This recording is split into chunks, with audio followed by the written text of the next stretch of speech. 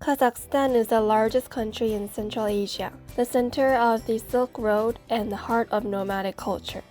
Today, we will learn about intangible cultural heritages of Kazakhstan and how it relates to the nomadic culture of Kazakhstan.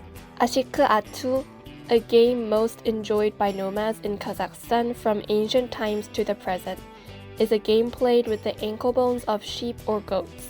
So, what is an asik? It's an animal's ankle bone. In Kazakhstan, it is the bones of a mountain goat or a cow. When adults cook mountain goat meat, they always pick out the bones and later give them to their children.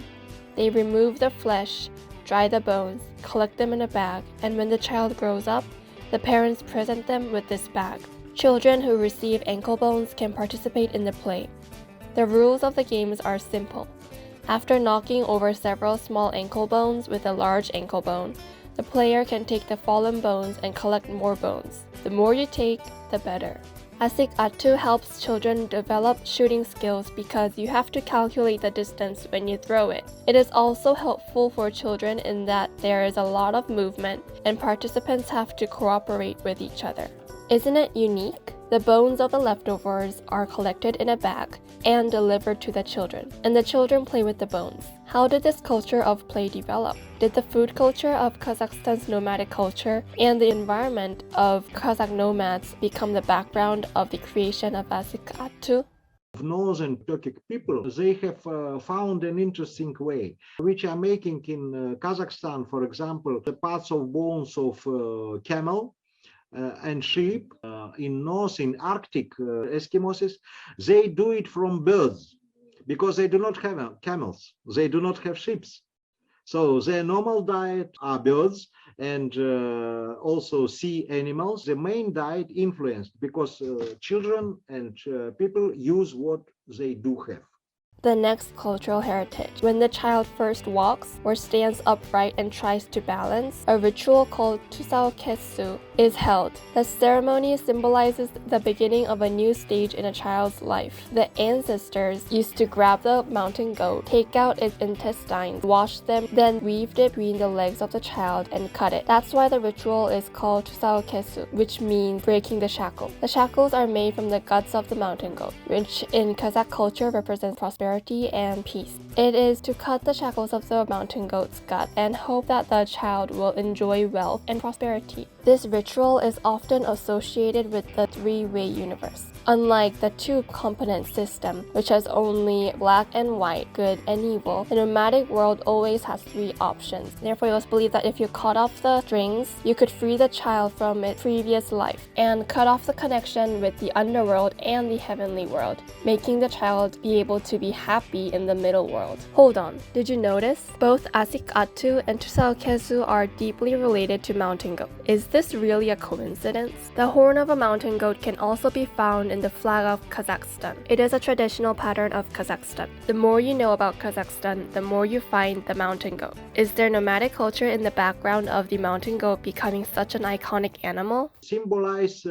one of the ancient mythological things related to well-known animal. This animal is mountain goat. Mountain goat is called teke. This is the only animal which can connect two worlds, world of living person and world of those who passed away. A human being cannot enter easily this boundary between two worlds, world of dead persons and world of living persons. But teke can. And then this was the first thing, and that's why teke was considered like holy animal. And this symbol was protecting. Then later on, it was combined a meaning of fertility. Livestock is one of the most important subjects in nomadic culture. Nomads are always migrating. They need to be mobile. In order to be mobile, they have to have only those elements which are important in their life. All culture, environment, and living environment was exactly linked to this nomadic style of life. So Kazakhs, they have selected and preferred few type of animals. The main thing was sheep. And if you ask any Kazakh or Mongol, what is the main, they will name sheep on the first. Sheep is everyday meals. These are staples. The normal family should have about 100 sheep. And if you have 100 sheep or whatever, you can be surprised in our days.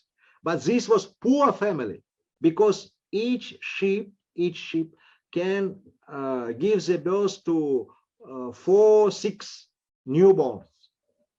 So which means this family every day had meat or soup meat, which in our understanding is good enough, but it cannot afford itself to buy something else. It was just living with these milk products from sheep like cheese and something like this. Kazakhs were using dresses made from felt or leather because they were not settled.